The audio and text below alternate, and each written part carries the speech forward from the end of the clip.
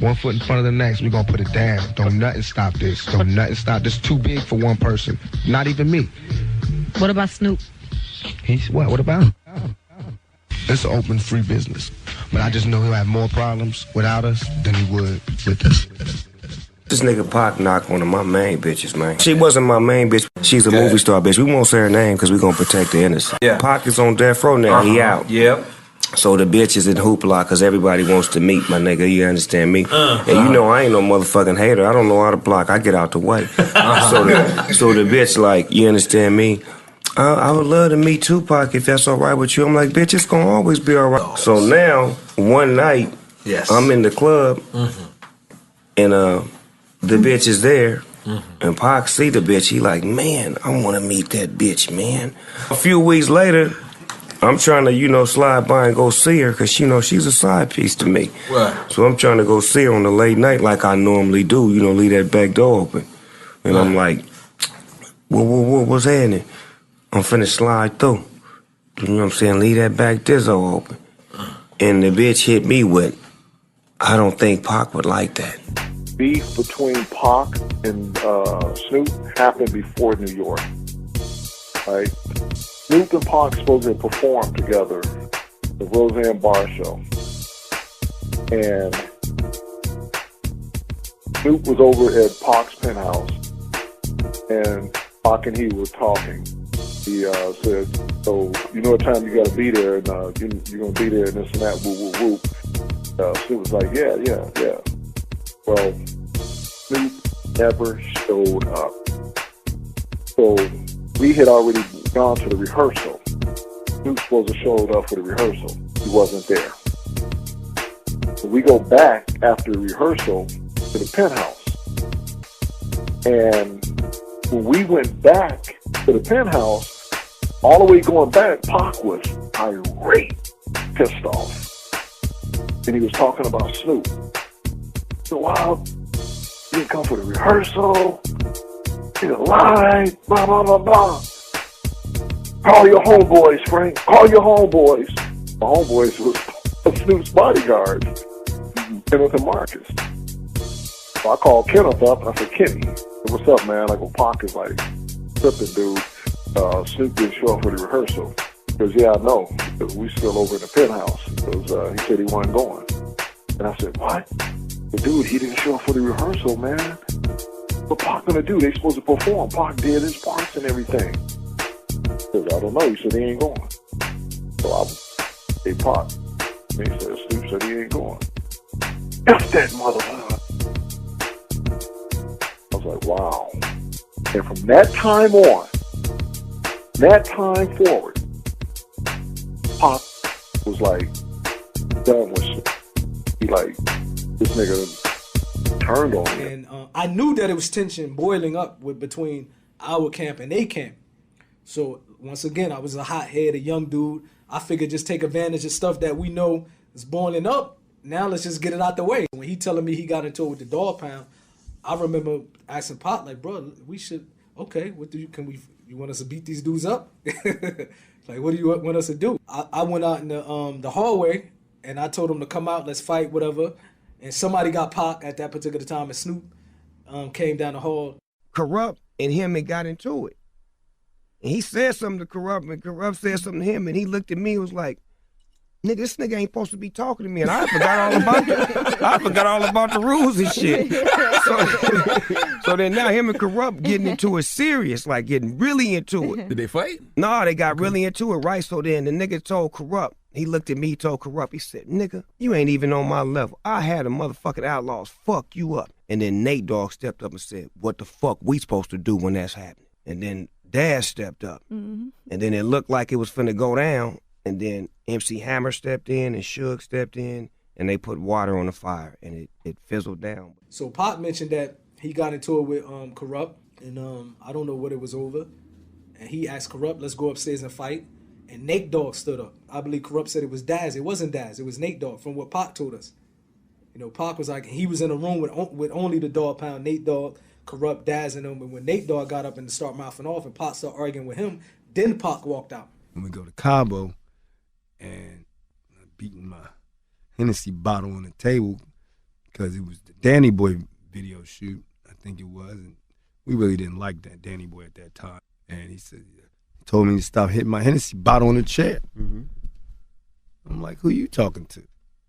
You know what I'm saying? You new around here, man. Don't talk to me. Oh, man, he got so mad. Nate come over. I don't know why people think people gonna fight and still be friends. Here come Daz. I'll fight you. I'll fight you now. Come on over here. Pac said, oh, man, I can't go nowhere without my outlaw. And he just stopped off. I was in the limo, and the radio came on with Snoop Dogg saying that he had no beef with New York, which sent Pac into a rage. We immediately spun the limo around, and we went back to the hotel to confront Snoop. We couldn't find him.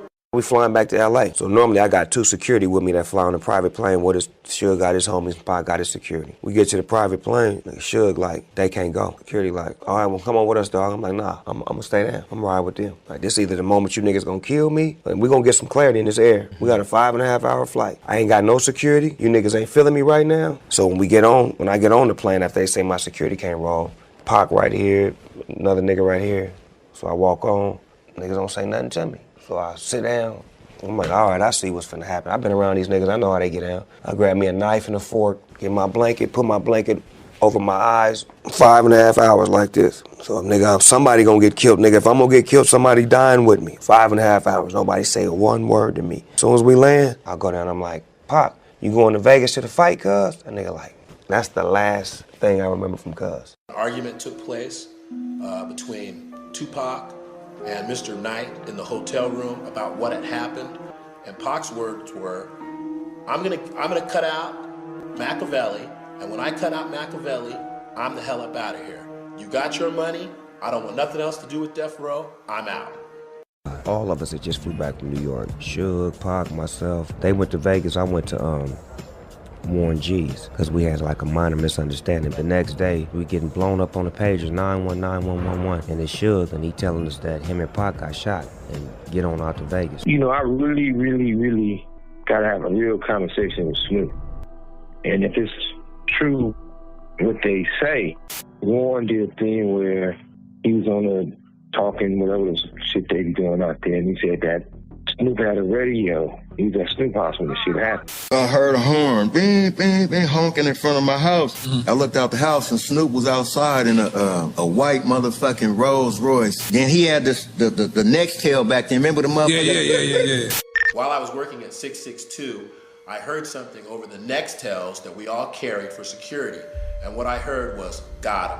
He had, the motherfucker could go, that whatever it was hitting him all the way from what was going on from Vegas. The voice was definitely one of our, not paid security, but one of security that works with, directly for Mr. Knight, came over the radio. And then he started getting calls and shit, and they was telling him that Tupac got shot and this. Only way you have a radio, if you was at the fight with us and you had a security detail. Now, not having a security detail, what are you doing with the radio? 2, we always go to the fight together. We always go to the club together.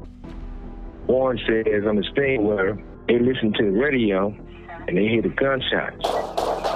And basically somebody told them we got them or they got shot or all this shit. I couldn't pinpoint exactly whose voice it was, but it was some voice that I had heard before. So I knew it was one of our, not one of our direct security that was hired with us, but one of the, what would we call them? One of the homeboy securities. You said got him right before me and Mr. Wright got in the vehicle. So how would you know that, and why would you have a play-by-play on the radio? I kicked everybody out. Get the fuck out of here, everybody. Get out of here, man. Then someone else came on the radio and said, hey, don't say nothing over the radio. And then he took off. That's when he went to Vegas. He said Snoop kicked him out, then he came to the hospital. Snoop never came to the hospital, period. Then, Daz was on a situation saying that Snoop told him they can't go to the fight, can't go to the club, can't go to Vegas. It's going to fuck shit up because something going to happen, basically. No, we heard about it because they was trying to get us to go to Vegas. And we was like, Dog Pound, we was really on our fuck Death Row shit, really. You know what I'm saying? We was already saying fuck Death Row. Daz was like, no, I'm not going to that shit. You want to roll with them? You going, it's going to be all the Bloods there and blah, blah, blah, and none of the homies are going to be there. And I was like, dang, I didn't really think of it like that. I don't really feel uncomfortable, but now that you're saying like that, he's like, Snoop ain't going. Like, why would you want to roll? Why we don't roll like that? You roll with Death Row when the homies roll. And I was like, you right. So I ran back over there and I told Pac, like, Pac, I probably ain't gonna be able to roll. All right, that's one thing. Being Badass to an interview, and you know, Pac being Pac was a real good motherfucker about getting everybody involved. So he seen Badass told a story. He said, damn, what you doing? He said, well, they ain't putting me on that. He said, come on, I'll put you on the song. Not only did Pac put him on the song, Pac said, man, I'm gonna let you can go to the fight with me. So Pac was like, you can go to the fight with me. After the fight, we going to the club. He said that Daz told him, well, you can't go, something's gonna happen, basically Pac or me, whoever. If you go, it's gonna fuck shit up. He stated that he was living with his mother and living with Daz, so he had to listen to Daz and not go to the fight. So I ran back over there and I told Pac, like, Pac, I probably ain't gonna be able to roll. And he was like, that's what's up. He was like, well, you know, well, I'll catch you, you know, when I come back and blah, blah, blah. And we chopped it up. And that was the last time I ever talked to him. Like, after when he got ready to leave, like we said our goodbyes, and that was the last time I ever seen him or talked to him in life. How Nate ended up down there, because he found out that her and I were in Vegas and we were going to go hang out at the fight with Tupac and Suge. And Nate was like, hell nah. You are not hanging out with them. I mean, I guess men always have intuition. They don't want their women around other men. So Nate hopped on he hopped on the road with his bodyguard and headed down to Vegas. Yeah, if all these people knew what was going on in the situation, nobody never commented to tell anybody that. So you're part of it. You part of that snake, you know what happened to snake.